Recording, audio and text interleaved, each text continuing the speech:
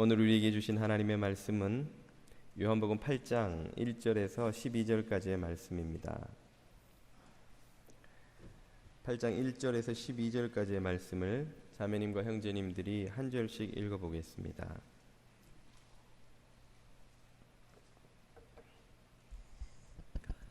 읽습니다. 예수는 감람산으로 가시다. 아침에 다시 성전으로 들어오시니 백성이 다 나아오는지라 앉으사 그들을 가르치시더니 서기관들과 바리새인들이 음행 중에 잡힌 여자를 끌고 와서 가운데 세우고 예수께 말하되 선생이여 이 여자가 간음하다가 현장에서 잡혔나이다. 모세는 율법에 이러한 여자를 돌로 치라 명하였거니와 선생은 어떻게 말하겠나이까. 그들이 이렇게 말함은 고발할 조건을 얻고자 하여 예수를 시험함이로라. 예수께서 몸을 굽히사 손가락으로 땅에 쓰시니 그들이 묻기를 마지 아니하는지라.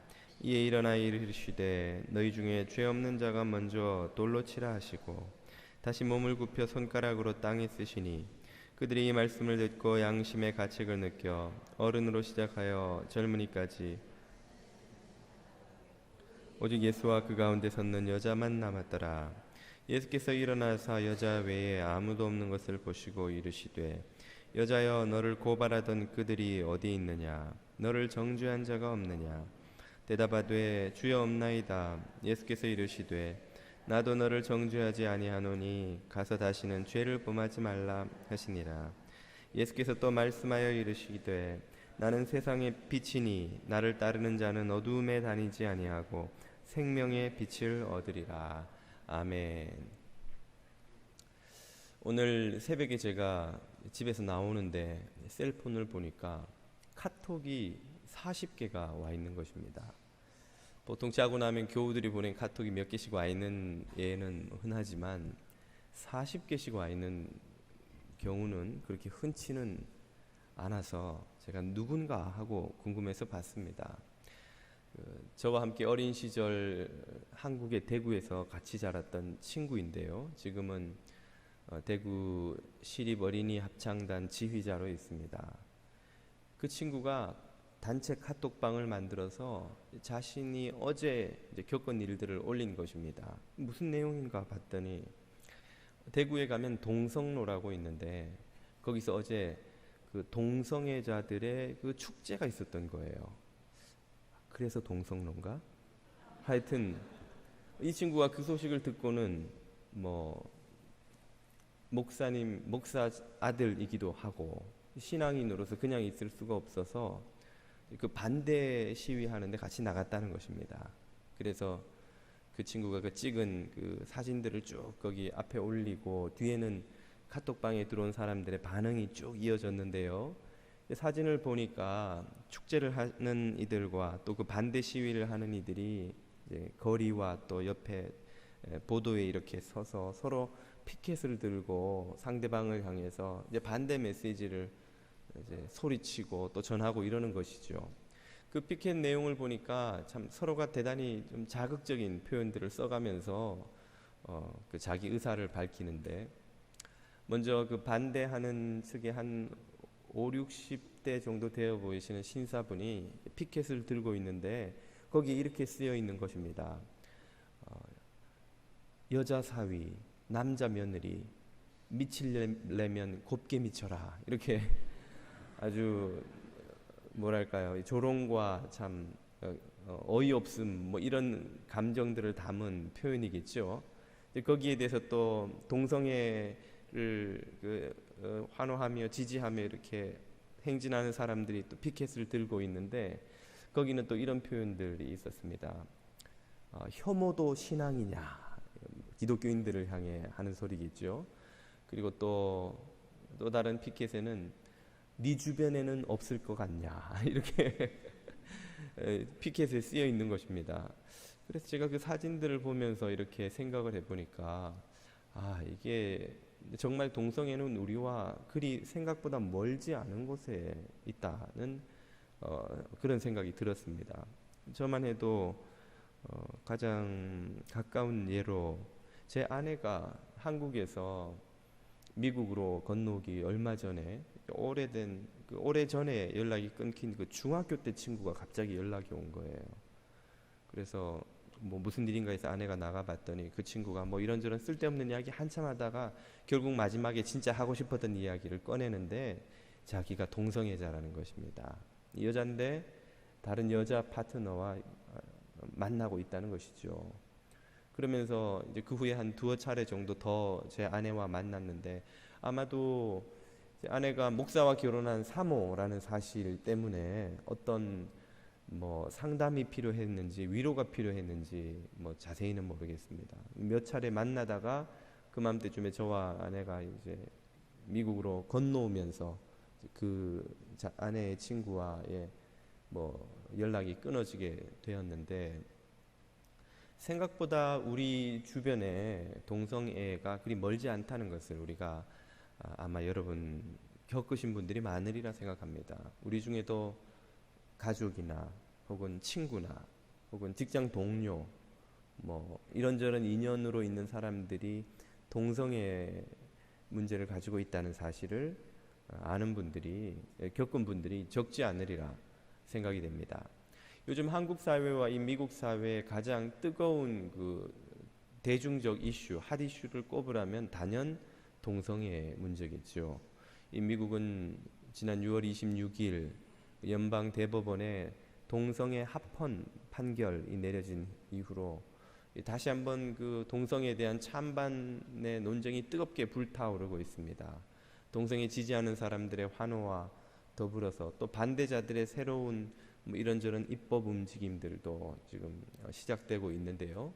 미국뿐 아니라 한국도 얼마 전 뉴스 보도를 보니까 그 동성애에 대한 사람들의 인식 변화가 가장 빨리 일어나고 있는 사회가 바로 한국 사회라고 합니다. 여러분도 다 아시다시피 우리 한국 사람들은 새로운 트렌드를 받아들이는 그 속도에 있어서는 타의 추종을 불허하지 않습니까? 전지현이 메고 나온 그 명품 가방은 그 다음 주면 전국 백화점에 다 깔려야 되는 거예요. 그거 하나 매지 않고는 모임에 나가서 대화가 안 되는, 또 유명 여배우가 입고 나온 옷도 한두 주 안에 다 한 벌은 가지고 있어야 됩니다. 안 입어도. 예, 그리고 또 그 시즌이 지난 다음에 그걸 또 입는 건 범죄죠. 예. 근데 어쨌든 이렇게 그 새로운 트렌드를 받아들이는 데 있어서 아주 그 대단히 그 빠른 우리 한국인들의 특성 때문인지 이 동성애 문제에 있어서도 그 인식 변화가 그 어느 나라 어느 사회보다 빨리 변하고 있다는 것을 이 언론이 보도한 것을 읽은 적도 있습니다. 이 동성애 문제의 이 논쟁과 이 갈등은 사실 교회 밖에서만의 문제가 아닙니다. 교회는 전통적으로 이 동성애에 반대해 온 가장 그 뭐 강력한 보수 세력 중에 하나였다고 할 수 있는데요. 그러나 이런 상황도 최근에는 많은 변화를 겪고 있습니다. 이 미국에서만 해도 적지 않은 수의 교파들이 동성애를 인정하거나 혹은 뭐 인정하지는 않더라도 적어도 우호적인 쪽으로 지금 변화되는 그 추세에 있습니다. 우리 교단과 우리 교회가 속한 이 해외 한인 장로회와 교류하고 있는 PCUSA 미주 장로교, 미주가 아니죠, 미국 장로교만 해도 여러분 들어서 아시겠습니다만 동성애 성직자의 뭐 안수 문제 혹은 동성애자들 결혼 주례 문제, 또 남녀 간의 결혼의 정의의 문제, 그것이 남자와 여자의 결합이냐 한 사람과 또 다른 한 사람의 결합이냐, 이런 정의의 문제를 놓고 최근 몇 년간 계속해서 갈등 끝에 대단히 진보적인 결정을 하고, 또 그로 인해서 일부 교회와 교인들이 교단을 떠나는, 교단이 갈라지다시피 하는 이런 일들을 지금 겪고 있고, 이것은 거의 모든 교단에서 속도의 차이만 있을 뿐 현재 진행형이라고 할 수 있습니다. 제가 최근에 설교 중에 동성애에 대해서 몇 번 언급을 하고 언젠가 동성애 설교를 한번 하겠습니다라고 했더니 교우분들께서 카톡으로 뭐 이런저런 생각들, 기사들, 영상들, 인포메이션을 보내주시는데, 그걸 읽으면서 제가 느낀 것이 우리 교회 안에서도 동성애에 대한 입장이 그 편차가 적지 않다 하는 생각을 하게 됐던 것이죠. 이 시점에서 우리가 이 동성애에 대한 바른 성경적 가르침과 우리 그리스도인들의 그 입장에 대해서 한번 생각하고 깨닫고 또 정리하고 넘어가지 않을 수 없다는 생각이 듭니다. 오늘 설교가 동성애에 대한 모든 문제들을 다 다루고 그 답을 제시하고자 한다면 지나친 욕심이겠지요. 이 설교는 동성애에 대한 우리의 고민이 이제 본격적으로 시작되어야 한다라는 고민의 시작점이라는 의미를 가질 수 있으리라 생각됩니다. 오늘 본문을 통해서 우리는 동성애에 대해 그리스도인들이 취해야 하는 바른 태도에 대한 가르침을 받을 수 있는데요. 오늘 본문은 여러분도 잘 아시는 유명한 간음하다 잡혀온 한 여인에 관한 이야기지요. 서기관들과 바리새인들이 그녀를 간음 중에 발각됐겠죠. 끌고 와서는 예수님 앞에 던져놓고 모세 율법에는 이런 여자를 돌로 쳐 죽이라고 했는데 예수님 당신은 어떻게 명하시겠습니까? 하고 예수님에게 추궁하듯이 도전을 하죠. 예수님은 이제 시간을 좀 끄시다가 손가락으로 땅바닥에 뭔가를 쓰시다가 그들의 추궁이 계속되자 유명한 다음과 같은 말로 그들을 그냥 해산시켜 버리시죠. 너희 중에 죄 없는 자가 먼저 돌로 치라. 그 말을 듣고 거기에 있는 모든 사람이 다 흩어진 후에 이제 여자와의 잠시간의 대화 끝에 예수님은 다음과 같이 이 사건의 결론을 맺으십니다. 예수께서 이르시되 그녀에게 이르시되죠. 나도 너를 정죄하지 아니하노니 가서 다시는 죄를 범하지 말라 하시니라. 예수님의 이 짧은 말씀 속에 우리는 예수님이 이런 죄와 죄인에 대해서 가지고 있는 두 가지 태도가 교차하는 그 교차로라는 지점을 발견하게 됩니다. 그것은 바로 진리의 길과 사랑의 길이 만나는 자리라고 할 수 있습니다. 진리의 길이라 하면 예수님께서 그녀의 행위에 대한 분명한 도덕적 판단을 하시기를 주저하지 않으셨다는 것이죠. 본문에서 보시듯이 예수님은 나도 너를 정죄하지 아니하노니 하는 말은 그녀의 행동이 죄라는 사실을 전제로 하는 것이죠.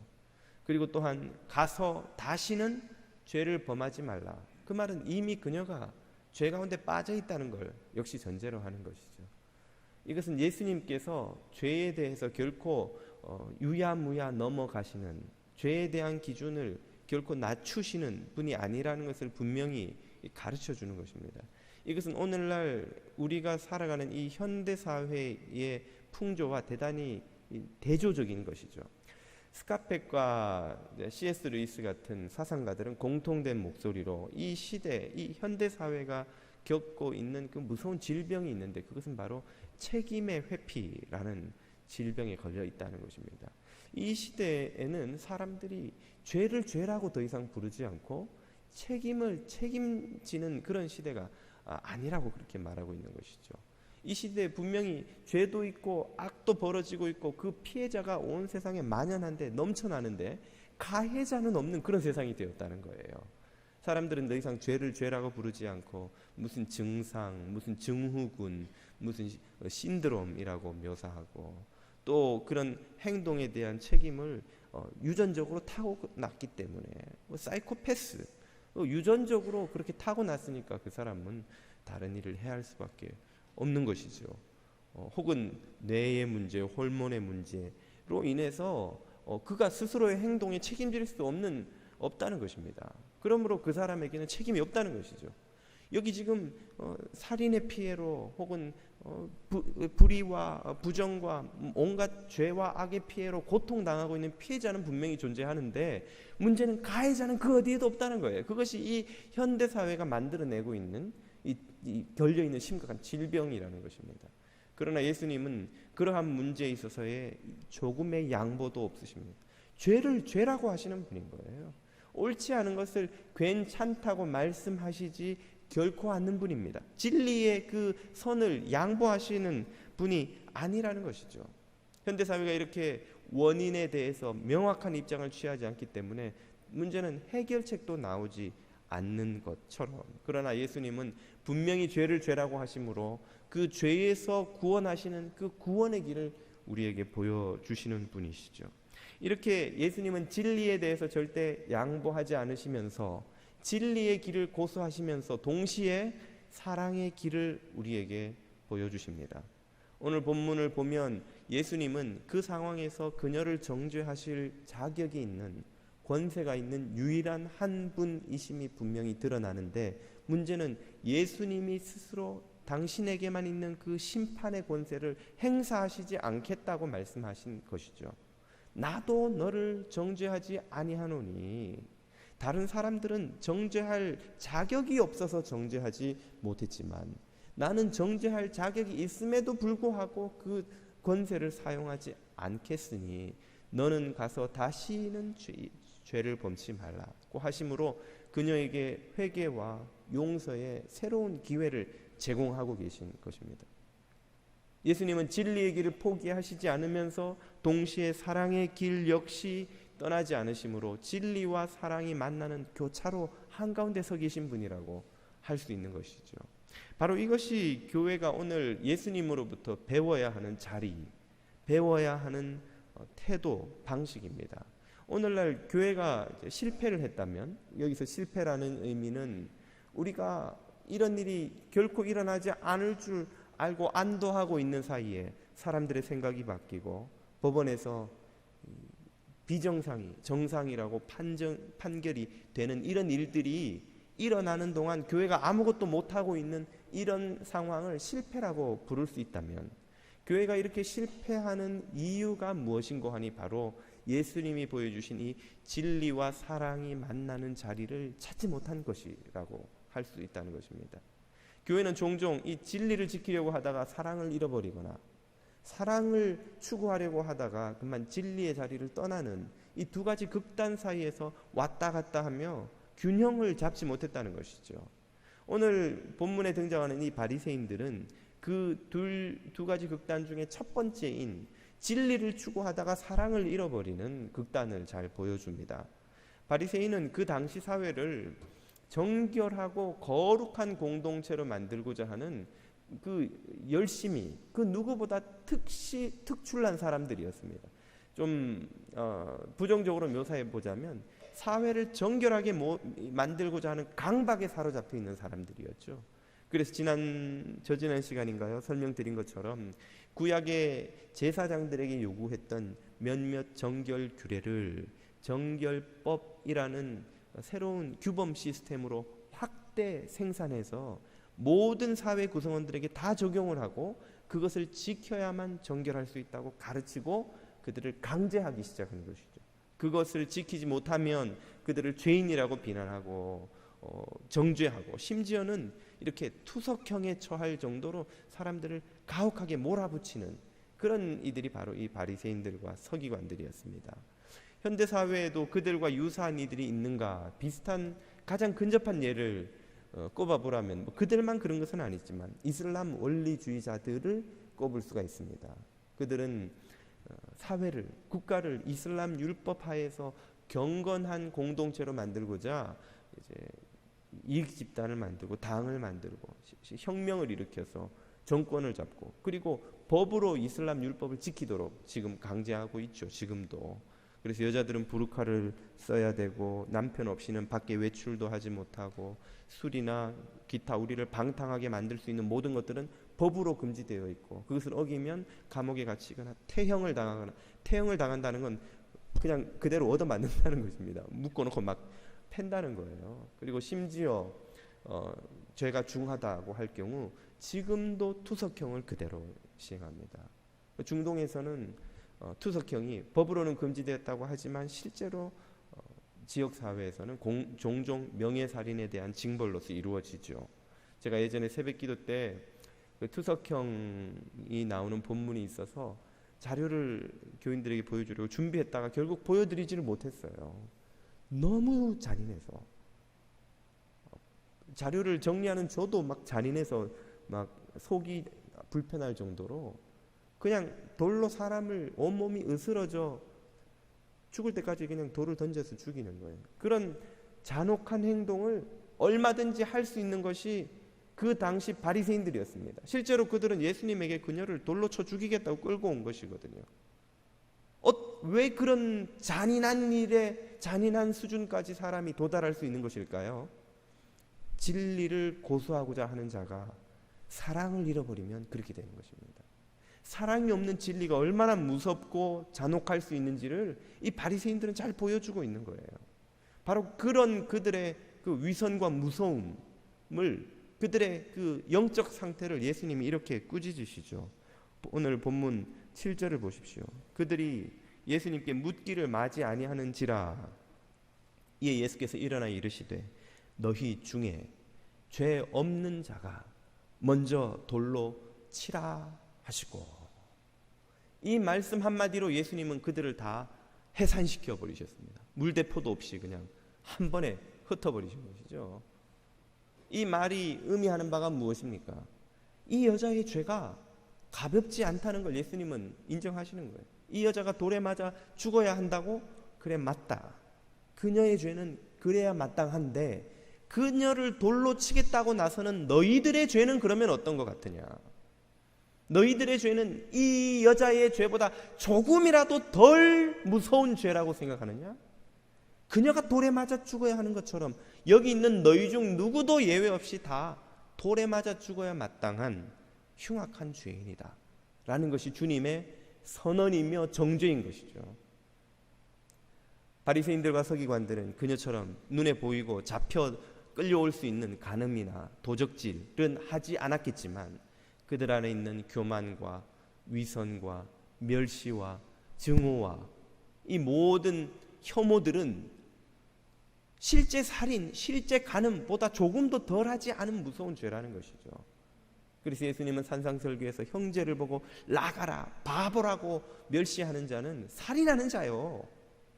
여자를 보고 음욕을 품기만 해도 간음한 것과 똑같은 죄다.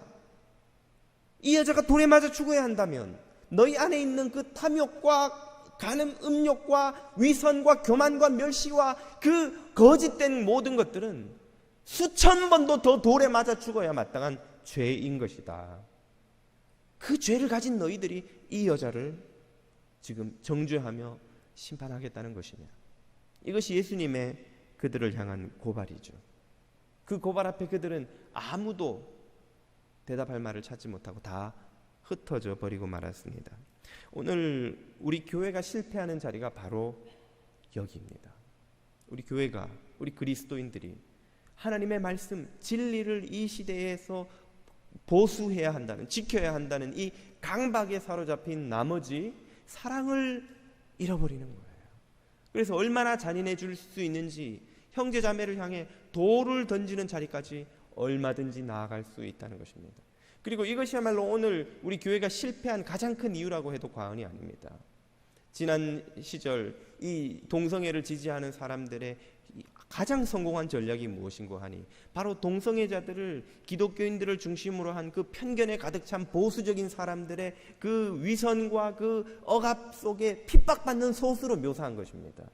그들은 항상 이미지로 그 언론이나 대중매체나 또 커밍아웃을 하는 그 연예인들이나 사람들의 입을 통해서 항상 그들은 고통받고 혼자 인권을 빼앗기고 억압받고, 그래서 그들은 피해를 입는 소수자고 그들을 핍박하는 이들은 기독교인들과 이 보수적인 사람들과 편견에 가득 찬 사람들, 그들은 꼭 이 시대의 사람들에게 돌을 들고 이제 언제라도 돌로 쳐 죽이려고 하는 바리새인들과 같은 이미지로 늘 묘사되어 왔고, 그리고 거기에 우리 기독교인들이 실제적인 원인을 제공한 것이 사실이라는 것이죠. 우리가 진리를 보수하려는 나머지 형제사랑, 인간사랑에 대한 가치를 잊어버리고 돌을 든 바리새인의 모습으로 이 세상을 향해 서 있는 한 이 상황을 역전시킬 가능성은 없는 것입니다. 이 상황을 어떻게, 이 방법으로 우리가 돌이킬 수 없는 거예요. 돌을 들어서 이 세상을 바꿀 수 있다는 것은 주님의 복음의 원리와도 맞지 않지만 이 세상에서도 통용되지 않는 방식이라는 것이죠. 게다가 세상이 볼 때 교회는 바리새인들 못지않게 위선적인 공동체로 보이는 것이죠. 이 세상에 만연한 불의와 불평등과 억압과 착취와 전쟁에 대해서는 입을 다물고 침묵한 채로 개인적인 일탈, 동성애, 성적인 문제, 몇몇 아이들 순결 문제 이런 거에 목숨을 걸면서 막 소리를 지르고 캠페인을 하고 그거 지켜야 된다고 막 소리를 지르는 이들이 온갖 경제적인 불평등과 사회 구조적인 억압과 국가 차원에서 벌어지는 착취와 전쟁에 대해서는 입을 다물고 그 이익을 나누는데 오히려 앞장서고 하는 모습으로 교회가 이 시대에 비춰지고 있기 때문에 교회가 하는 일이 불쌍한 소수자들을 향해 돌을 던지는 것처럼 보인다는 거예요. 이것이 우리가 진리를 지키려다가 인간 사랑을 잃어버린 교회의 모습이 되고야 말았다는 것입니다.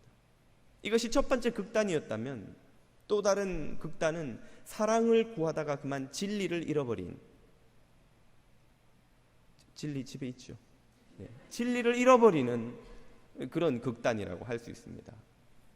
무슨 말인고 하니 지난 시기에 지난 시대에 교회가 이렇게 돌을 든 바리새인과 같은 모습으로 서 있었다는 것에 대한 교회의 반성이 이제는 우리가 그들을 사랑과 긍휼로 감싸 안아야 된다는 자성으로 이어진 것까지는 좋았는데 그들을 감싸 안기 위해서 이제 예전에 지키려 했던 이 진리를 포기해버리는 자리까지 나가게 된 거예요. 그들은 성경을 새롭게 해석하면서 동성애를 성경이 죄라고 정죄한 적이 없다는 거예요.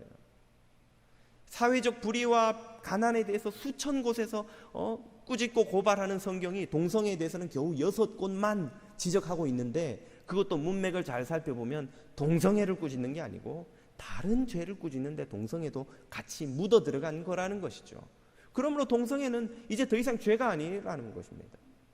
게다가 동성애는 선천적으로 타고나는 이 유전적인 문제인데 혹은 뇌의 어떤 문제, 이게 PCUS에서 주로 쓰는 이해하고 있는 입장입니다. 뇌의 문제, 호르몬의 문제라는 거예요. 그거는 인간이 스스로의 의지로 다룰 수 없는 것이기 때문에 그걸 도덕적인 잣대를 갖고 판단하면 안 된다고까지 나아갑니다. 이제 동성애에 대한 아무런 책임도 없을 뿐더러 그것을 죄라고 더 이상 규정할 수도 없게 된 것이죠. 왜? 그들을 사랑하고 긍휼히 여겨야 되니까. 이 인간 사랑이라는 가치가 진리라는 가치를 그만 덮어버린 거예요. 그걸 잃어버리게 만든 것이에요. 두 개의 가치가 교차하는 지점이 아니라 인간 사랑을 추구하다가 진리의 길은 아예 떠나버려서 한쪽으로 쭉 나가버린, 한참 나가버린 것이에요. 제가 열린 마음을 가지고 그 성경 해석을 다시 읽어보아도 그것이 정말 성경이 말하고 있는 바라고 받아들이기가 어려웠습니다. 일단 동성애가 유전적으로 타고난 것이라거나 뇌의 문제, 호르몬의 문제라고 하는 것은 지금까지 여러 가지 주장으로 있어 온 것이지 제가 알기로는 아직 증명된 바는 어느 곳에서도 어떤 과학적인 근거도 아직은 없는 것이죠. 그리고 성경이 그것을 죄라고 말하지 않는다는 해석도 주의 깊게 읽어보면 이미 결론을 내려놓고 성경을 거기에다가 끼워 맞추는 방식의 해석에 가깝습니다. 우리는 성경의 기준과 인간의 기준이 다를 때에 인간의 부족한 기준을 성경의 완전한 기준에 맞추어야지 인간의 부족한 기준에다가 성경의 완전한 기준을 포기하고 끌어내려 맞추어서는 안 된다고 믿는 성경을 절대적인 하나님의 진리의 말씀이라고 믿는 복음주의자들이죠. 우리는 하나님의 말씀에다가 우리들의 부족함에도 불구하고 기준을 두어야지 우리들이 이렇게 현실의 삶의 기준이 낮다고 해서 삶의 마땅한 규범의 기준까지 우리에게 맞춰버린다면 성경이 더 이상 필요가 없는 거예요. 그건 우리의 인간에 대한 애정만 있으면 되는 거예요. 진리가 없어도 인간 애정만 가지고 살아갈 수 있다고 믿는 그런 방식의 삶을 의미하는 것이죠. 무엇보다 이렇게 함으로써 동성애자들에게 참 죄책감을 덜게 해주고 그들을 위로해주고 그들을 따뜻하게 환영할 수 있다는 점에서 그런 시도가 정말 필요한 것이 아니냐라고 오늘날 많은 이들이 생각을 합니다만은, 그러나 우리가 사랑이 무엇인지 진지하게 생각해 본다면 사랑은 결코 상대방이 원하는 모든 것을 다 들어주는 것이 아니라는 점을 여러분은 금방 이해하실 수 있을 것입니다. 어떤 자녀를 사랑하는 부모도 자녀가 요구하는 대로 다 들어주는 법이 없습니다. 아이들에게 네가 정말 원하는 게 뭐야? 라고 물어본다면 어떤 아이가 사탕과 과자와 초콜릿 대신에 밥을 먹겠다고 할 것이며, 어떤 아이가 게임과 오락과 TV 대신에 문제지를 붙들겠다고 할 것이며, 어떤 아이가 밤늦게까지 막 10시, 11시, 12시까지 노는 대신에 8시 되면 들어가 자겠다고 할 아이가 세상에 어디 있습니까? 목사님, 우리 아이는 그런데요. 집에 가서 그냥 그런 아이랑 사세요. 10이면 9은 그런 아이는 없어요. 우리 진리는 남의 집에 가면 모든 집 빠방이는 다 자기 빠방이에요. 이 지구에 존재하는 빠방이는 다 자기 거 무조건 들고 옵니다. 그러면 부모 된 자가 어떻게 해야 돼요? 아이고, 이렇게 이쁜 애가 갖고 싶다는데 좀 주지. 그러면 그게 한 번 되고 두 번 되고 세 번 되면 이 아이는 더 이상 자기 것과 남의 것에 구분이 없어지는 거예요. 아이가 아무리 싫어해도 울어도 네 것이 아닌 것은 들고 오면 안 되라고 부모가 금지하는, 못하게 하는, 강제하는 것을 할 때 그 아이를 진짜 사랑하는 거죠. 그 아이가 그래야 무엇이 옳은지를 배우게 되는 거예요. 오늘 우리들의 인생에 성경이 주시는 가이드는 우리를 기분 좋게 해주시거나 우리가 원하는 것을 다 갖고 누리게 해주시는 것이 아닙니다. 성경은 우리에게 생명의 길이 있고 멸망의 길이 따로 있다는 것을 가르쳐 주시고, 그 길로 가면 망하니까 가지 말라고 꾸짖고 경고하고 워닝을 주시는 거예요. 끊임없이 우리는 그 진리의 말씀을 듣고 우리가 가지 말아야 할 길을 깨닫고 가야 할 길을 발견하는 것이죠. 동성애자들을 사랑하는 것이 그들이 하는 모든 것이 아무 문제 없다, 괜찮다라고 말하는 것과는 다른 문제라는 거예요. 그건 사랑이 아니라는 거예요. 그들이 기분이 좋게 해줄 수는 있을지 모르겠어요. 그들이 이 교회는 정말 사랑이 많은 교회네라고 기분 좋게 느끼게 할지, 우리 교회에 대한 이미지를 좋게 만들어 줄지는 모르겠어요. 그러나 성경이 아니라고 할 때는 아닌 것을 말해 줄 수도 있어야 된다는 것입니다. 그것이 진리를 보수하는 길이죠. 그것이 사랑을 구하면서도 진리를 잃지 않는 길인 것이죠. 고통스러워도 진리와 대면하게 해주는 것이 진정한 사랑의 길이라고 우리는 믿는 것입니다. 그러므로 결론적으로 교회는 오늘날 진리와 사랑이 만나는 그 자리를 새로이 발견해야 합니다. 그 말은 우리가 지금까지 그 자리를 발견하지 못한 채 살아왔다는 걸 의미하는 것이죠. 앞에서도 말씀드렸지만 우리는 진리를 너무나 구하던 나머지 우리가 이 진리를 세상에 설득력 있게 사람들에게 설명하고 이해시키는 노력을 해오지 않아 왔습니다. 동성애를 지지하는 사람들은 치밀한 전략을 세워놓고 어떻게 하면 이 정치 그룹에, 법원에, 혹은 이 기업에, 이 리더들에게 이 영향을 미칠까, 또 대중들의 이미지를 바꿔놓을까, 거의 반세기 이상 치밀한 준비 끝에 설득해온, 효과적으로 설득을 하고 있는 동안에 우리는 그저 성경이 죄라고 하는데 무슨 헛소리야 라는 아주 민수격의 주장만 그냥 되풀이하고 있었던 것이죠. 그리고 교회 밖으로 나가면 우리가 취할 수 있는 방법이란 피켓에다가 지옥 간다고 적어놓고 멸망받을 것이라고 소리치는 것 밖에는 사실상 우리가 이 진리를 세상에 설명하기 위해서 사람들에게 이해시키고 성경을 믿지 않는 사람에게조차도 건강한 문명의 기준은 이것이라고 설득시키기 위해 노력하는 일을 우리가 지금까지 해온 적이 없다는 것입니다. 그런 점에서 우리는 교회는 다시금 진리를 회복하기 위한 길을 고민하기 시작해야 됩니다. 동시에 우리는 사랑을 회복하기 위한 길을 또한 고민해야 합니다. 우리가 동성애를 처음 들었을 때, 처음 접했을 때 보이는 일반적인 반응은 첫 번째는 놀람이고, 두 번째는 혐오, 세 번째는 두려움이죠. 대개는 이 세 가지 감정 중에서 왔다 갔다 합니다. 이렇게 가까이 있었구나 놀라고, 또 뭔가 이거는 아닌 것 같아 혐오감을 느끼죠. 그리고 두려움을 이어서는 느낍니다. 우리 남자를 데리고 오면 어떡하나, 이러다가 온 세상이 동성애자로 뒤덮여버리면 어떻게 하나, 이런 두려움까지, 우리 안에 있는 이런 감정들이 동성애자들 있는 모습 그대로 우리가 그들을 만나고 그들을 하나님께로 인도할 수 있는 그 어떤 길 자체를 다 막아버리는 거예요. 그들을 사랑한다면 그 모든 혐오를 내려놓고 그 모든 두려움을 내려놓고 그들에게 다가갈 수 있는 어떤 길을 우리가 찾아야 됩니다. 지금까지는 우리가 그런 길이 없었던 거예요. 그냥 혐오 멀리, 그렇지 않으면 회개하고 와, 그러면 우리가 받아줄게. 회개하지 않는데 우리가 그들을 어떻게 도와줍니까? 그러나 사랑은 회개하지 않는 사람들을 돕기 위해 나서는 것이죠. 우리가 아직 죄인 되었을 때에 그리스도께서 우리를 위하여 죽으심으로 하나님께서 우리에 대한 하나님의 사랑을 확증하셨느니라.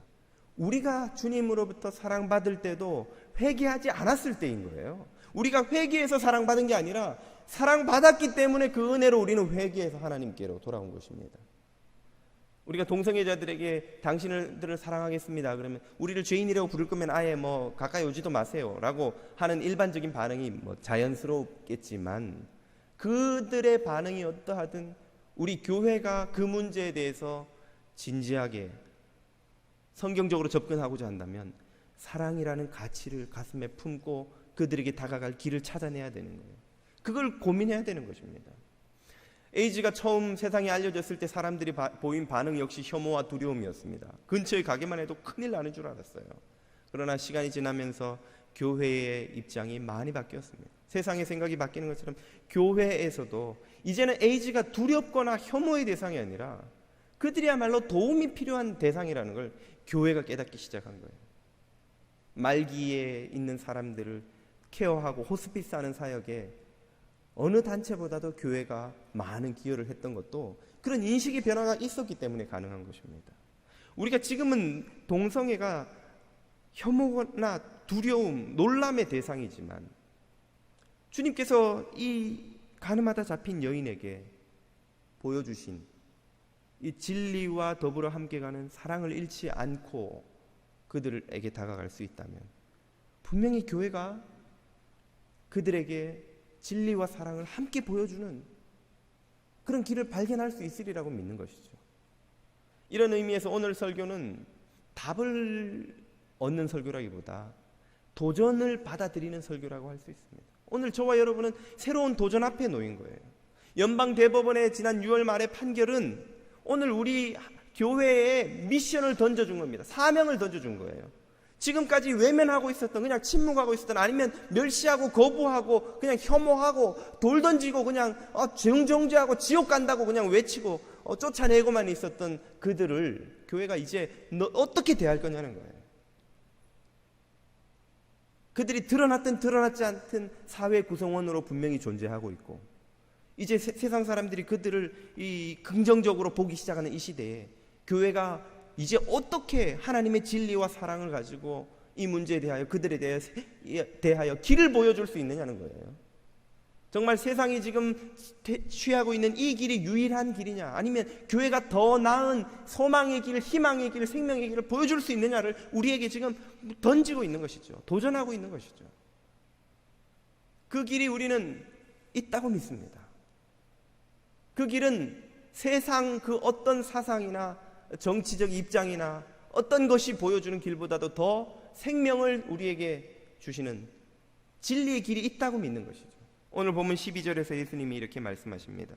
예수께서 또 일러 이르시되 나는 세상의 빛이니 나를 따르는 자는 어두움에 다니지 아니하고 생명의 빛을 얻으리라. 아멘. 교회가 예수 그리스도를 쫓아 이 진리와 사랑이 만나는 자리를, 그 교차로를 발견할 수 있다면 거기에서 세상을 향해 여기 생명의 길이 있노라고 빛을 비추어 줄 수 있을 것이라고 믿습니다. 그리고 그 자리를 찾는 여정을 이제 저와 여러분이 시작해야 하는 것이죠. 다시 한번 이 시대에 생명의 빛을 비추는 등대의 역할을 우리 교회가 할 수 있게 되기를 축복드립니다.